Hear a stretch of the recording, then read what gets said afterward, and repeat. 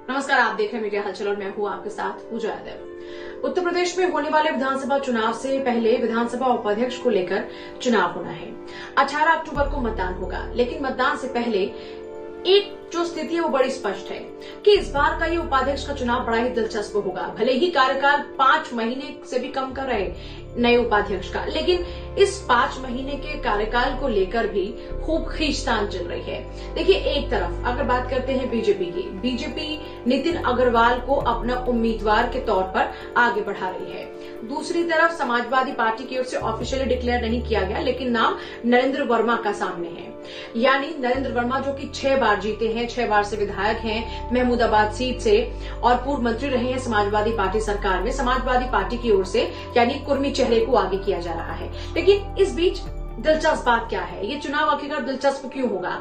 18वें उपाध्यक्ष के तौर पर चुने जाने को लेकर जो अब मतदान होगा 18 अक्टूबर को, उसी को लेकर बीजेपी और अपना दल आमने सामने आ गए हैं। अब आमने सामने क्यों आ गए हैं ये आपको बता दें। देखिए, अपना दल ये चाहता है कि या तो कोई दलित चेहरा या फिर कोई ओबीसी चेहरा इस बार उपाध्यक्ष के तौर पर ऐसे ही किसी दलित या फिर ओबीसी चेहरे को सामने रखा जाए। लेकिन बीजेपी वैश्य समाज को साधना चाहती है और यही वजह है कि नितिन अग्रवाल को आगे रखा जा रहा है और बीजेपी के उम्मीदवार के तौर पर नितिन अग्रवाल रहेंगे। एक और खास बात आपको बता दें, देखिए अगर ऑफिशियली देखा जाए तो नितिन अग्रवाल समाजवादी पार्टी के विधायक हैं और वैसे भी कहा यह जाता है कि जो उपाध्यक्ष चुना जाता है वो विपक्षी पार्टी का ही कोई सदस्य होता है जिसको उपाध्यक्ष के तौर पर चुना जाता है।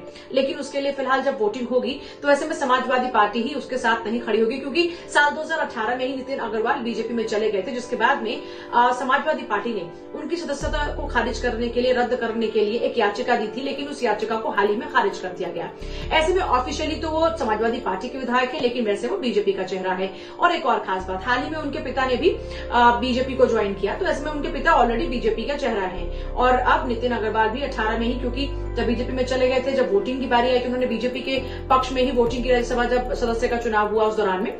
तो ऐसे में देखिए, अब दिलचस्प क्यों होगा? दिलचस्प इसलिए होगा कि एक तरफ 2/3 जो सदस्य हैं वो जो समाजवादी पार्टी से इतर बीजेपी के पास में ऑलरेडी है, यानी बहुमत में बीजेपी की सरकार है, तो उपाध्यक्ष चुने जाने के लिए कोई दिक्कत बीजेपी को नहीं आएगी। लेकिन हाँ, उनकी अपनी ही सहयोगी पार्टी यहाँ पर लगातार अड़ी हुई है इस बात को लेकर कि ओबीसी या फिर दलित चेहरा होना चाहिए।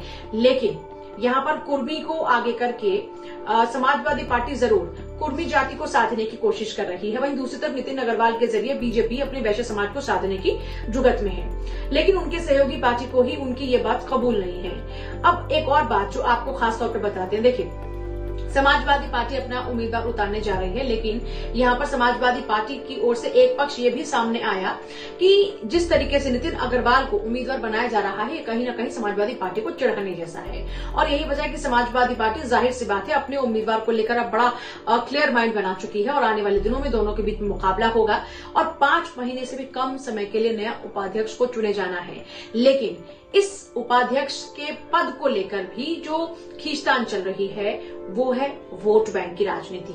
समाजवादी पार्टी एक तरफ जहां अपने vote bank, Kurmi vote bank को अब अपनी ओर करने की कोशिश कर रही है, तो वहीं दूसरी तरफ वैश्य समाज के लोगों को अपनी ओर करने की कोशिश बीजेपी कर रही है। लेकिन अपना दल चाहती है कि कोई जो दलित चेहरा है या फिर ओबीसी चेहरा है उसको मौका दिया जाए।